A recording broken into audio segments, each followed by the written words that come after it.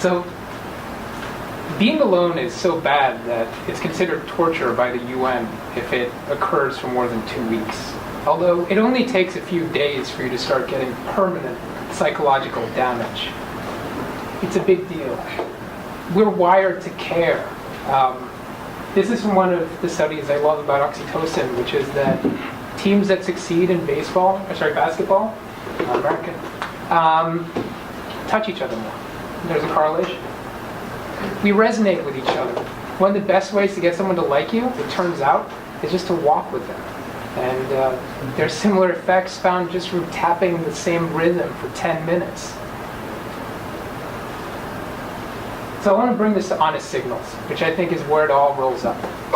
This is the work of Sandy Pentland at MIT on the signals that allow groups to interact with each other and achieve something greater than themselves, which he's quantified. Influence, how much airtime you have when you're talking with someone. Mimicry, which you all know, all have mirror neurons for. Activity, how excited you are when you're talking to the other person.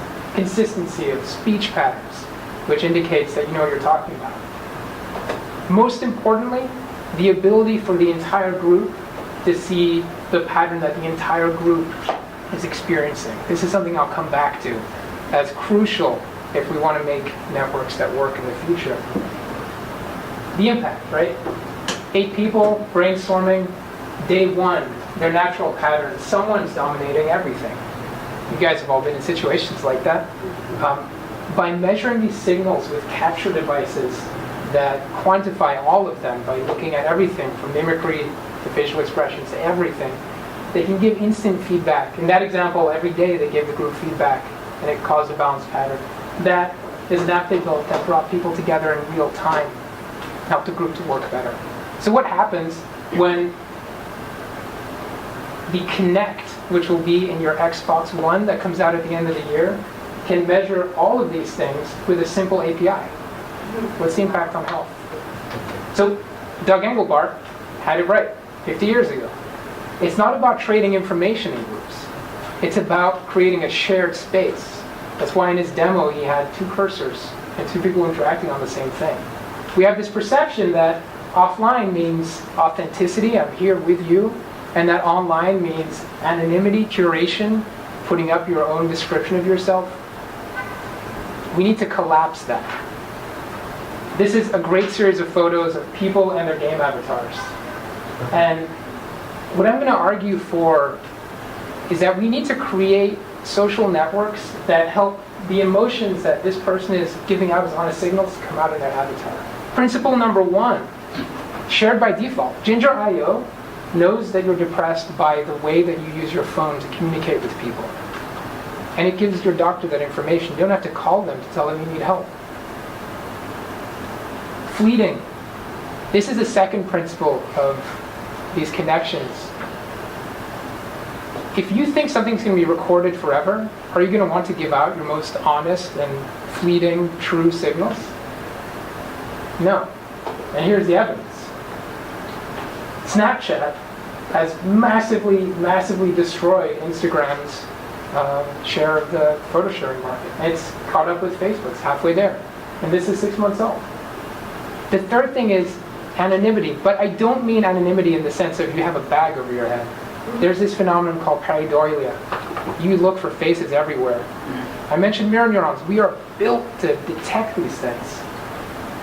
This is one of the best games ever created. It's called Journey.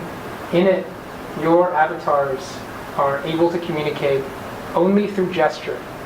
And they're brought together because you can fly, but more so if you stand close to each other. It's a very expressive game. So with those 3 principles, I think we can move away from something I've seen happening a little bit too much, which is just, great, we'll measure all of these things, all of these emotions that people are putting out, and we'll aggregate them. No, it's not enough. I think we're going to look back on the way that Facebook forces us to curate our own image on the same way that we look back on miasma theory of germs. This is the Broad Street pump, which Jon Snow used honest signals of disease in proximity of to work out that germs were the way that disease was actually transferred. With those three principles, I think that we can create social networks that will do the same for small groups in the future.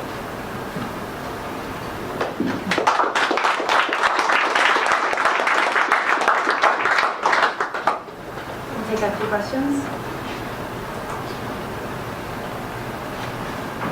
I don't know how to be succinct, so bear with me with this. You're saying, I think we can create networks that will kind of reflect real-life connection online. Do you think that that's already happening in some capacities, and that people will get that real-life connection benefit from what they're doing? Yes, it is. And I think you see that, I'll give you an example of one of the smallest ways that it's beginning to happen. The little presence indicator that shows that someone is typing, right, that has shown up in a bunch of places, all over the place. How many of you guys use Path? So Path is an app, it's kind of like a highly designed, pretty, very precious version of Facebook that restricts yourself to a smaller group of friends. And on Path, you see when someone has looked at something you posted. You just see, hey, this was seen by these people. And so in those kinds of mass market designed apps, we're starting to see this. In games, we're kind of starting to see this.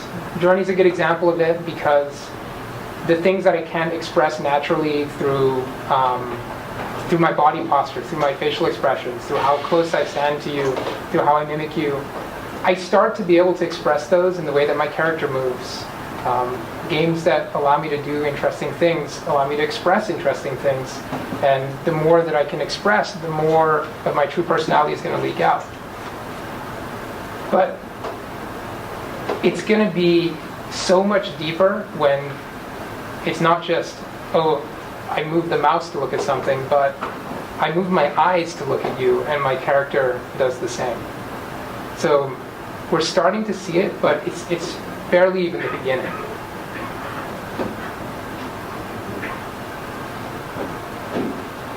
Hey, that was a really cool talk. Yours was too, man. So two of your principles, authenticity and then anonymity. Yes. Right? They seem to be at odds with one another. Like, I feel like you're going one direction with authenticity, like the Proteus effect, where you become the version of our avatars that represents our ideal selves. Yes. And then you go anonymity. How do you balance the two of these? I think that's why this is exciting. Because I want my avatar, my aspirational self, to be channeling all of the honest signals that I would be putting out in the real world. And what's interesting as well is there's also mixed reality. So one of the studies that Pentland did, where they mapped the social network of an office, found that if they looked at people's physical connections, these are all people in the same office, right? If they looked at how they were interacting with each other physically, and they could do this with their capture devices, very accurate, they couldn't work out what the structure of the group was. If they looked at just their email, they couldn't work it out. They had to look at both.